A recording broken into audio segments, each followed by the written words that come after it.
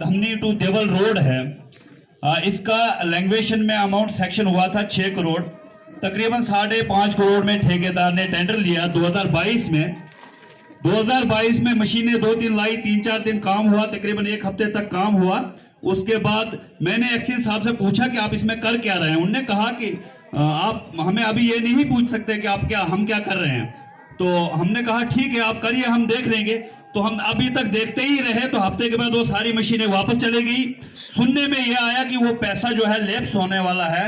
धमनी to Deval 7 kilometre जो road है हमारा, जो बदर तक है, उसमें उसके बाद वो ठेकेदार साहब भी वहां पर आए नहीं और ना ही तो कभी डिपार्टमेंट आया। तो मैं चाहता हूं कि डीसी साहब उसमें हदायत जारी करें डिपार्टमेंट को, अगर पैसा भी है सारा कुछ है तो काम क्यों नहीं शुरू हो रहा है। दूसरी बात सर, मैं ये कहूंगा आपसे, मैं एक प्रोटेस्ट लेके आया हूं डीसी साहब आपके सामने। मैं सबसे पहले आपको ये फोटो दिखाना चाहूंगा। आप इस फोटो पे नजरसानी करें। ये आज के दौर में हमारे ये हालात है। आज के दौर में मेरी 2 बेटियां इस स्कूल में पढ़ती हैं। मुझे पीछे ये जो आपको दिख रहा है ये वॉशरूम है, और बच्चे जून जुलाई के धूप हो या जनवरी की सर्दी हो, बच्चे इसी तरीके से बाहर बैठे रहते हैं। आप सभी लोगों को पहचानना मुश्किल हो जाएगा कि ये स्कूल है। मैंने पहले भी ये जो है इसकी मैंने पहले भी जो एप्लीकेशन दी थी डीसी साहिबा को, उनसे नहीं हो पाया। मेरी 2 बेटियां हैं। मैं आज चाहता हूं कि एजुकेशन डिपार्टमेंट हमें कहे कि मैंने जो बेटी पढ़ाओ बेटी बचाओ का नारा है, उसके तहत मेरी बेटियों को क्या राइट टू एजुकेशन का हक मिल पा रहा है। मेरी ही बेटियां नहीं बल्कि वहां 70 बच्चे पढ़ते हैं जो इसी तरीके से धूप और मिट्टी में बैठ कर रहते हैं। वहां पे 2 टीचर हैं। मुझे लगता है जब यह स्कीम लाई गई थी, ये प्राइमरी स्कूल्स खोले गए थे, ये खाली कुछ मुलाजमों की तनख्वाहें बढ़ाने के लिए, ना कि इलाके को तालीम याफ्ता करने के लिए। मैं डीसी सर से गुजारिश करूंगा कि इसमें या तो इस स्कूल को बंद ही कर दिया जाए, हम अपने बच्चों को नहीं पढ़ाएंगे, या तो फिर इसमें कम से कम एक टेम्परेरी शेड बने। फिलहाल सर्दियां आ रही है, ताकि इसमें बच्चे हमारे आसानी से पढ़ पाए। स्कूल है सर पीएस कानबग, पंचायत बदर, जोन चसाना।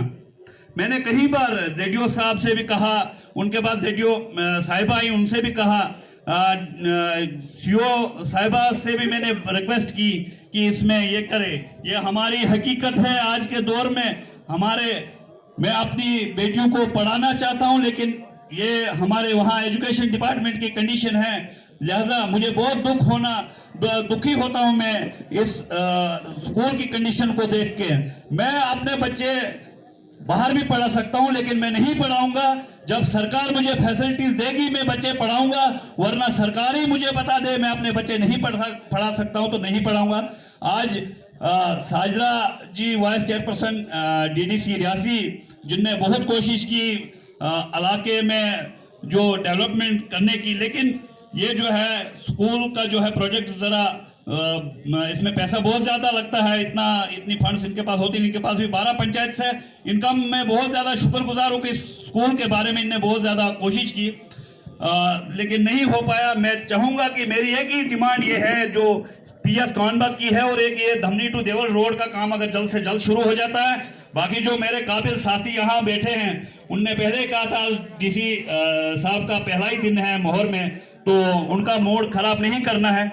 लेकिन मैं समझता हूं कि डीसी साहब का मूड तो खराब हो ही गया होगा ये तस्वीर देखकर।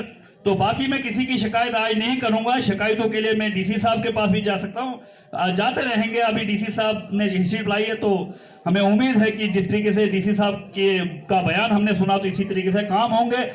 एक बार मैं चाहूंगा आप सब ताली बजाए डीसी साहब को यहाँ पहला ब्लॉक दिवस करने के लिए। और टाइम की कमी होते हुए मैं आप सबसे इजाजत चाहूंगा। शुक्रिया।